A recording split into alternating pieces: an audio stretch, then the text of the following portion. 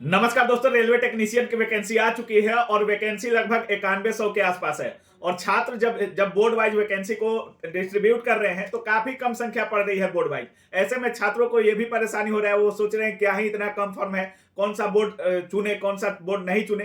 तो सारे मुद्दे पर बात करेंगे, क्या वैकेंसी को आगे सेंट्रलाइज किया जाएगा, नहीं किया जाएगा, क्योंकि आगे ग्रुप डी की वैकेंसी आनी है, रेलवे जेई की वैकेंसी आनी है, तमाम वैकेंसी आनी है, आरपीएफ भी आना है। तो क्या कुछ करना होगा आप छात्रों को, इस पूरे मुद्दे पर बात करने के लिए अभी हम नवीन सर के साथ हैं। सबसे पहले सर स्वागत है आपका। जी, आपका धन्यवाद। सर, जिस तरह से टेक्नीशियन की वैकेंसी आई है, लगातार वैकेंसी इंक्रीज की मांग कर रहे हैं छात्र सर, लेकिन मात्र 9000 इसमें दिया गया और 5000 एलपी में दिया गया है। तो क्या इसमें भी एक समस्या हो रही है कि इतने बोर्ड में वैकेंसी को बांट दिया जा रहा है कि काफी कम संख्या में तो जो वैकेंसी है वो डिस्ट्रीब्यूट हो रही है। सर कैसे देख रहे हैं इसको? नहीं, दिक्कत तो है। अभी आप देखेंगे कि 9144 वैकेंसी टेक्नीशियन का दिया गया है। इसमें आप लेवल 5 का भी वैकेंसी है, लेवल 2 का भी वैकेंसी है और बोर्ड बाय बोर्ड अलग अलग वैकेंसी है। तो अब होता क्या है कि 21 या 22 रेलवे भर्ती बोर्ड है। अब बोर्ड बाय बोर्ड जैसे ही बढ़ती है, फिर कैटेगरी बाय कैटेगरी बढ़ती है। तो अब कहीं पर मान लीजिए 100 वैकेंसी है, अगर किसी खास बोर्ड में जब उसको कैटेगरी में डिस्ट्रीब्यूट किया जाएगा तो किसी कैटेगरी में 30 दिखेगा, किसी में 25, किसी में 7, किसी में 8, इस तरीके से डिस्ट्रीब्यूशन हो जाता है। और छात्र जो फॉर्म भरने वाले बच्चे हैं उसकी संख्या लाखों में है। तो अब स्टूडेंट असमंजस में रहते हैं कि इस बोर्ड को हम सेलेक्ट किए हैं, हम एससी कैटेगरी से बिलोंग करते हैं, हमारा मात्र 12 सीट है, किस हिसाब से फाइट करेंगे, कितने बच्चे फॉर्म भरेंगे। पहले तो ये देखना है कि जैसे कि एग्जाम कैलेंडर एक तरीके से रेलवे ला दी, जो बहुत दिनों से बच्चों की मांग थी। तो एग्जाम कैलेंडर तो ला दी, तो स्वाभाविक रूप से उसका इनडायरेक्ट प्रभाव देखने को मिला कि 5 साल पे वैकेंसी आ रही थी तो एक साथ जोड़ करके मिल रही थी वैकेंसी। अब उसको 5 भाग में जब बांटा जाएगा तो स्वाभाविक रूप से संख्या घटेगी पहली बात। बिल्कुल सर। अब उसके बाद बोर्ड में डिस्ट्रीब्यूशन होता है तो और भी संख्या कम हो जाती है। तो अब ऊपर से कैटेगरी वाइज अब समय आ गया है कि पुराने फार्मूला पे जाने का। पुराने फार्मूला का मतलब ये है कि वैकेंसी जिस तरीके से एसएससी की वैकेंसी देख लीजिए, एसएससी जीडी हो या दूसरे एग्जाम्स की वैकेंसी हो, वो सेंट्रलाइज वैकेंसी आती है। एक vacancy all over India level पे आती है। बिल्कुल। उसमें क्या होता है कि आपका और कई सारे पोस्ट उसमें होते हैं। ऐसा नहीं है कि एक ही पोस्ट की वैकेंसी आती है, कई सारे पोस्ट होते हैं। तो वहाँ पोस्ट ऑफ प्रेफरेंस ले लिया जाता है, एक साथ कंबाइंड वैकेंसी निकाली जाती है, फिर स्टेट का प्रेफरेंस भी चुना जाता है, स्टेट का भी प्रेफरेंस लिया जाता है। तो ऐसा करने से क्या होगा कि एक साथ दिखेगा कि 9144 वैकेंसी के लिए सारे बच्चे फाइट कर रहे हैं और अपना प्रतिभा के हिसाब से उनका सिलेक्शन होगा। और अगर मेरिट हमारा अच्छा है तो प्रायोरिटी के हिसाब से हमारा स्टेट भी चूज हो जाएगा कि कौन सा स्टेट हम चूज करना चाहते हैं, और उस स्टेट में जो वैकेंसी है उसमें एडजस्टमेंट होना चाहिए। जैसे एसएससी में पोस्ट चुन लिया जाता है। अगर आप रेलवे की तैयारी कर रहे हैं तो आपके लिए मैथ, रीजनिंग और जीके करना बहुत ज़रूरी है। और खासकर अगर आपको रेलवे के सारे एग्जाम के अगर चैप्टर वाइज, टाइप वाइज में अगर मैथ मिल जाए कि हमको टैक्स इंस्पेक्टर बनना है, क्या बनना है। हाँ, और फिर मेरिट के हिसाब से फिर स्टेट का चयन होता है। तो वही बातें मेरा भी कहना है कि अब समय आ गया है कि रेलवे को एक बार अच्छे से इस पर विचार करनी चाहिए। और जिस तरीके से रेलवे उस तरह का मुद्दा जब फंसता है तो हम लोगों से राय लेते हैं, तो अब टीचरों का भी ये कर्तव्य बनना चाहिए कि इस इतना संवेदनशील मुद्दे को बोर्ड के समक्ष एक बार रखने का प्रयास करें और छात्र हित में जो उत्तम उपाय हो वो करने का प्रयास करना चाहिए। सर, टेक्नीशियन की वैकेंसी आई है और चेंजेस काफी देखने को मिल रहे हैं। केवल एक एग्जाम किया गया है, सिलेबस में भी चेंजेस आए हैं। क्या जो ग्रुप डी की वैकेंसी आनी है या जेई की वैकेंसी आनी है या आरपीएफ की वैकेंसी आई है, उसमें भी काफी सारे परिवर्तन देखने को मिलेंगे? क्या उसमें भी जो एक एग्जाम जेई में भी एक एग्जाम कर दिया जाएगा, क्या कुछ अंतर देखने को मिलेगा सर? निश्चित रूप में जिस तरीके से आप देख रहे हैं कि एएलपी में कुछ परिवर्तन देखने को मिला, आरपीएफ में कुछ परिवर्तन देखने को मिला, टेक्नीशियन में परिवर्तन देखने को मिला, तो एक संभावना है कि ग्रुप डी हो या जेई हो, कुछ न कुछ परिवर्तन देखने को मिल सकता है। अब कहाँ संभावनाएं बढ़ सकती है? तो संभावनाएं बन सकती है ट्रेड को लेकर के, मतलब स्पेशल ब्रांच पेपर को लेकर के जेई में। वहाँ पर नंबर ऑफ क्वेश्चंस में थोड़ा उथल पुथल संभव है। उसके बाद जिस तरीके से कंप्यूटर का सेक्शन का वेटेज बढ़ाया जा रहा है, पहली बार अभी टेक्नीशियन लेवल 5 में 20 क्वेश्चन कंप्यूटर सेक्शन ऐड किया गया है। एसएससी में पहले ही ऐड कर दिया गया है। तो ये इस बात की संभावनाएं जाहिर करती है। तो आगे चल करके हो सकता है कि रेलवे के तमाम पोस्ट में कुछ न कुछ साइंस को कहीं घटा करके या दूसरे, जिस तरीके से रीजनिंग का वेटेज थोड़ा सा घटाया है लेवल 5 में और उसके जगह पर आपका कंप्यूटर का एडजस्ट किया है, तो एक संभावना है कि ऊपर नीचे करके नंबर ऑफ क्वेश्चंस का कंप्यूटर को एडजस्ट किया जा सकता है, और अभी समय की मांग भी ये है। इसलिए तमाम छात्र जो तैयारी करते हैं, तो जिस तरीके से अन्य रेगुलर पेपर की आप तैयारी करते हैं, मैथ है, रीजनिंग है, जीएस है, उसमें आप एक कंप्यूटर भी आपको जोड़ना पड़ेगा और बेसिक लेवल से उसकी तैयारी आपको करनी पड़ेगी। जैसे एसएससी में इंग्लिश साइड है, वैसे ही रेलवे में अब कंप्यूटर साइड हो सकता है। में भी शुरुआत हो चुकी है, आगे चल करके ज्यादा ये प्रभावी रूप से देखने को मिले, इस पर अमल किया जाए। एक और सवाल छात्रों के मन में बार बार चलता है, जैसे ग्रुप डी की वैकेंसी आनी है और उसका वैकेंसी तो तगड़ा आएगा, बहुत संख्या में हमको लगता है दिया जाएगा, क्योंकि एलपी टेक्नीशियन जितना संख्या में दिया गया है, ग्रुप डी उतना संख्या से कुछ होने वाला है नहीं, और काफी छात्र वेट भी कर रहे हैं सर। तो क्या आईटीआई जो ग्रुप डी में किया गया है, कि आईटीआई रहेगा या आईटीआई नहीं रहेगा? नहीं, आईटीआई अब अनिवार्य रूप से रहेगा, लेकिन कुछ उसमें ऐसे पोस्ट होंगे कि जहां आईटीआई का कोई यूज नहीं है, समझ गए? तो 4, 5, 6, 7 पोस्ट वैसे होंगे जहां पर आईटीआई नहीं खोजा जाएगा, लेकिन वहां पर नंबर ऑफ वैकेंसी बहुत कम रहेगी, जो सब दिन से होता आया है। वहां मेडिकल स्टैंडर्ड भी लो खोजा जाता है, B2, C1 उस तरह का जो पोस्ट है, उस मेडिकल स्टैंडर्ड वाला पोस्ट, वहां पर आपका आईटीआई अनिवार्य नहीं होगा, लेकिन बाकी में आईटीआई आपका अनिवार्य होगा। सर, जिस तरह से ये वैकेंसी आई है, कुछ ट्रेड ऐसे हैं जिसमें मात्र 1-2 वैकेंसी है, जैसे टर्नर हो गया, वेल्डर, काफी कम संख्या में दिया गया है सर, तो वो छात्र क्या करें? अब बहुत सवाल कर रहे हैं। छात्रों के पास ऑप्शन सिस्टम के हिसाब से चलना होता है। हाँ।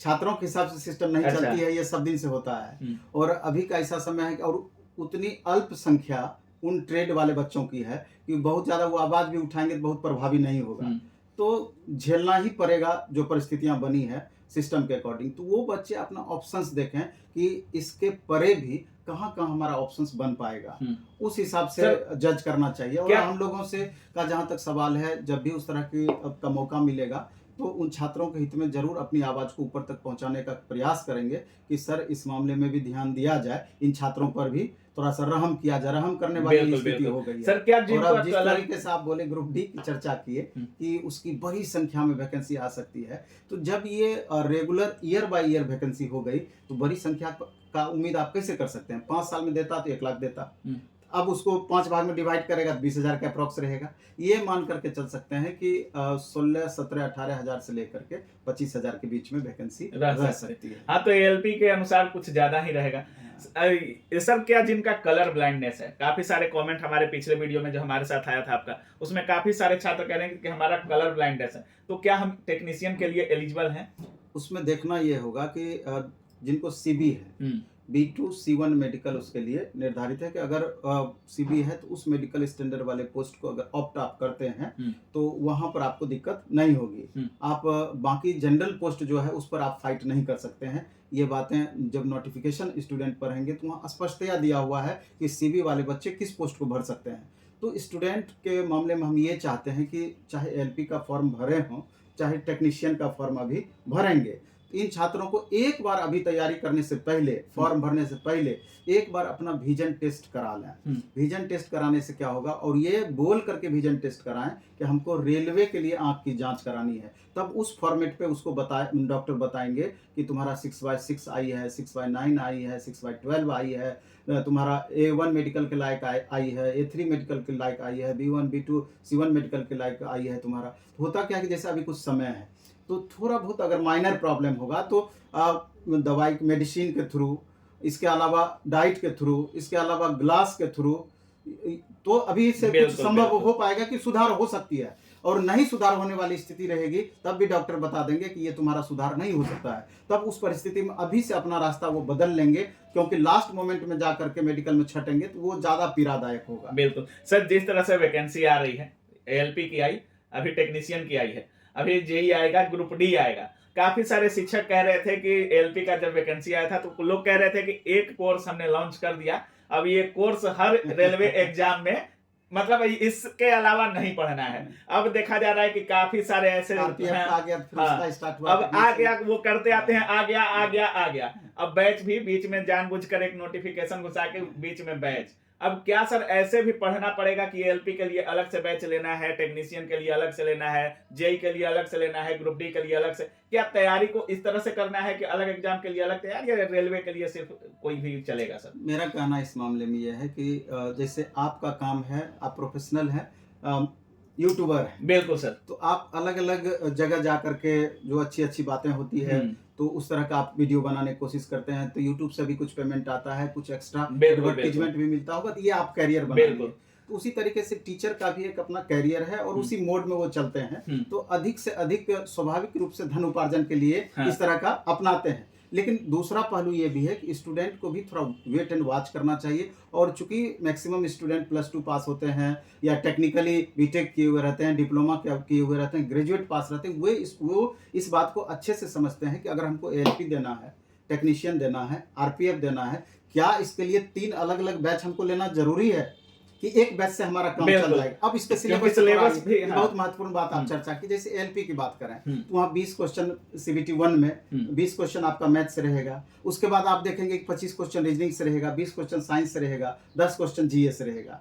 फिर आप टेक्नीशियन में चले आए, टेक्नीशियन में जो अभी करंट पैटर्न आपका दिया है 25 क्वेश्चन मैथ है, 25 क्वेश्चन रीजनिंग है, 40 क्वेश्चन साइंस कर दिया है और ट्रेड हटा दिया है कंप्लीट टेक्नीशियन में। उसके बाद इंजीनियरिंग ड्राइंग सेक्शन भी हटा दिया है, सिर्फ बेसिक साइंस रहने दिया है, 10 क्वेश्चन जीएस सेक्शन से। अब इसके बाद आरपीएफ में चले आए तो वहाँ 35 क्वेश्चन मैथ से, 35 क्वेश्चन रीजनिंग से, 50 क्वेश्चन जीएस से। आप क्या कॉमन इसमें पाए? पर सब्जेक्ट तो सब जगह एक ही है, हाँ। सिर्फ नंबर ऑफ क्वेश्चंस का वेरिएशन हुआ। तो मेरा कहना यह है कि एक भी कोर्स अगर आप अच्छे से पढ़ लेते हैं, एक कोर्स अगर आप बाय करते हैं तो 100% गारंटी है कि तीनों कोर्स आपका उससे मेंटेन होगा। तो इसलिए इस बात को जज करें। अब टीचर का काम है वो अलग अलग बैच देंगे आपका, लेकिन आप डिसाइड कर लें कि एक बैच हम ले लेते हैं तो सिलेबस के अकॉर्डिंग हमारा काम चल जाएगा। वैसा कुछ नहीं होता है कि एलपी में मैथ अलग पूछेगा, आरपीएफ करें जरूर थोड़ा कम रहेगा, लेकिन अगर ज्यादा रेंज वाला हम पढ़ाई कर लेते हैं तो कम रेंज वाला तो ऐसे ही स्वाभाविक रूप से आ जाएगा। टेक्नीशियन में भी वही रेंज मेंटेन होगा। तो अलग से क्या पढ़ना होगा? अगर एलपी आप दे रहे हैं तो ट्रेड एक अलग से पढ़ना होगा। अगर आप टेक्नीशियन में लेवल 5 दे रहे हैं तो वहाँ कंप्यूटर सेक्शन अलग से पढ़ना होगा। वहाँ मैथ का सिलेबस कंप्लीट 11 12 ऐड किया गया है, वो सेक्शन अलग से पढ़ना होगा। लेकिन बाकी सारा सेक्शन आपका कॉमन है। अगर आपको बिहार एसएससी +2 लेवल देना है, क्या उसके लिए आपको अलग से पढ़ना है? मैथ अगर इधर कर रहे हैं तो 100% उधर हो जाएगा, रीजनिंग इधर कर रहे हैं तो 100% उधर हो जाएगा, जीएस कर रहे हैं थोड़ा बिहार सेक्शन आप अलग से देखेंगे, बाकी सब तो वही है। तो सिर्फ नंबर ऑफ क्वेश्चंस का डाइवर्ट होने की जरूरत नहीं है, मेरे ख्याल से जरूरत नहीं है। इसलिए कोर्स हम रहे या दूसरा कोई रहे, आप अपने हिसाब से जज करके, और सबसे बड़ी बात कि कभी भी कोर्स आप बाय करें तो डेमो उस टीचर का डिटेल डेमो जरूर देखें। कोई ट्रेड पढ़ा रहे हैं तो ट्रेड का डेमो आप देख लें, 2 4 5 डेमो देखें ट्रेड का कैसा पढ़ा रहे हैं। एक वीडियो 2 वीडियो से आपका वो अपना पूरी फैकल्टी को देखना चाहिए निश्चित रूप से। सभी सब्जेक्ट का आप देख लें, उसके बाद निर्णय करें कि, और उसके बाद अन्य चीज में भी कंपैरिजन करें कि मेरा कोर्स पूरा होगा कि नहीं, कितने दिन में समय पर खत्म होगा कि नहीं, बहुत सारी बातें हैं। तो सब बातों को देख करके जज करके तब जाकर बाय करेंगे तो आपको मैक्सिमम सेटिस्फैक्शन रहेगा। चलिए बहुत बहुत धन्यवाद आपका। तो बाकी आप सुन रहे थे, नवीन सर का साफ कहना है कि जिस तरह से एसएससी में वैकेंसी आ रही है उसी तरह से रेलवे को भी इस पूरे वैकेंसी को मोड़ देना चाहिए। और जिस तरह से रेलवे की वैकेंसी आ रही है बोर्ड वाइज, काफी कम संख्या में डिस्ट्रीब्यूट हो जा रहा है वैकेंसी। ऐसे में छात्र, जिस तरह से पिछले एलपी में लगभग 48 लाख छात्रों ने अप्लाई किया था, लेकिन इस बार के एलपी में मात्र 19 लाख के आसपास छात्रों ने अप्लाई किया। तो रेलवे से जो भरोसा है छात्रों का वो थोड़ा बहुत उठ रहा है, क्योंकि नंबर ऑफ वैकेंसी काफी कम है। बोर्ड वाइज वैकेंसी को डिस्ट्रीब्यूट कर दिया जा रहा है। बाकी सर जिस तरह से बता रहे हैं, ग्रुप डी को लेकर चर्चा किए, जेई को लेकर चर्चा किए, मेडिकल स्टैंडर्ड को लेकर चर्चा किए। इसके बाद भी आपके मन में कोई सवाल हो तो अपनी राय कमेंट सेक्शन में जरूर रखिएगा। आप देख रहे थे काबिल न्यूज। जय हिंद।